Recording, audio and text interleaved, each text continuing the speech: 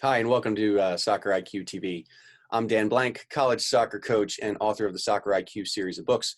What we do here in the Shutout Pizza Files is we look at a goal from the defending team's point of view and see what maybe the defending team could have done differently to possibly prevent the goal from ever happening. So today we've got a really cool piece of video. We're going to look at a crossing situation, and we're going to see a mistake that is incredibly common among retreating defenders as a crossing situation develops.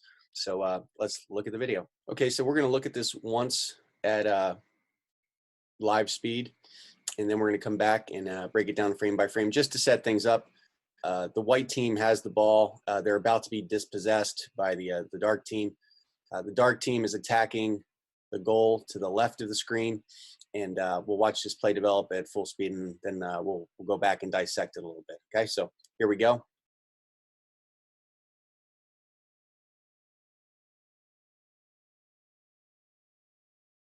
So we see the ball down into the corner, little slotted serve until it ends up on the foot of the striker and ends up in the net. Okay, so I'm really excited about this goal because we get a very good look at a mistake that is very, very common when defending in a crossing situation. And we're going to focus our attention on the two defenders right here. And I want you to keep an eye on their recovery run or the retreat run as they head back towards their goal. So take a look at it in slow motion.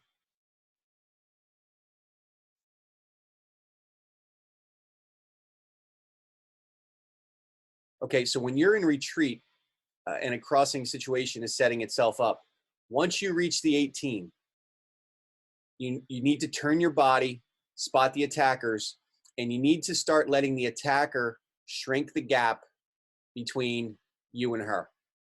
All right, so right now, as this defender hits the 18, her body should be turning and she should be slowing down and letting the gap shrink.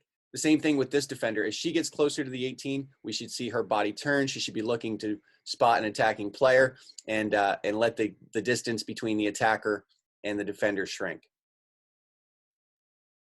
You see this gap in here. All of this happened because we never turned our body. All right, so now we have this player making a run across. Nobody's even really noticed her. And the problem is a lot of defenders, for whatever reason, are so worried about the attacking players getting between the defenders and the goal. They don't want to get beat in behind. So it ends up looking like a race to the 6-yard box or a race to the goal line. And if you're a smart attacker, you love when a defender does that because all you need to do is kind of put on the brakes and the defending player is just going to leave you alone.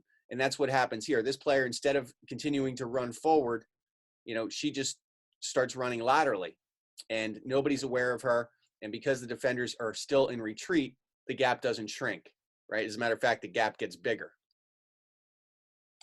So now as the ball is off the server's foot, look at the gaps here, okay? So when you're entering the 18 as a defending player, you need to slow down, right? You need to turn your body, kind of move into a back pedal or maybe a side shuffle or whatever, but you need to not only see the attacking players, you also need to let them shrink the gap. So you've got to absorb their run, all right? This distance between attacker and defender is fine if you're up here. If you're 35 yards out, you get yourself a nice head start. But once you move down into this area, you've got to make that gap shrink. You've got to absorb that attacker's run. So once you get into the 18, it should start to look like a game of tag where you want to get caught. And ideally, when the ball comes off of this player's foot, you want your defender to be shoulder to shoulder with this kid and not this 7-yard gap that we see here. But because we never turned our body, because we never absorbed the run, we end up with two very wide open attackers as the ball comes across the face of the goal. First attacker misfires. Second attacker does not. So that's a really important thing for defenders to know. It's almost like an epidemic among soccer players. So this is a really important lesson for defenders to learn.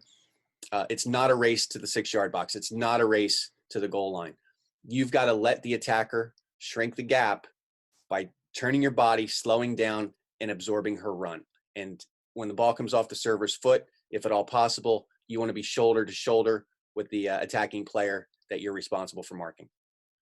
I know this video series focuses on defending, but we can pull a really good attacking lesson from this too. You'll notice in the defender, I mentioned that the attacker was clever or smart because she put on the brakes. Well, a lot of not so clever attackers don't do that. And what you actually end up with is your attacking players chasing the opponent who is responsible for marking them.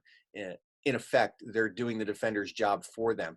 So if you're a smart attacker and you notice that the defender is simply in a race back to her goal, then the clever thing to do is just simply put on the brakes and let her run away from you.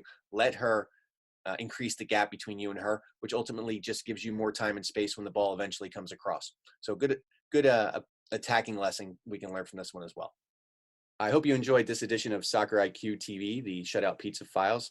Thanks for your support. Feel free to visit my blog at soccerpoet.com. You can buy my books there. They're also obviously available on Amazon. Thanks for tuning in. I'm going to keep trying to give you quality content day in and day out, and I'll see you next time.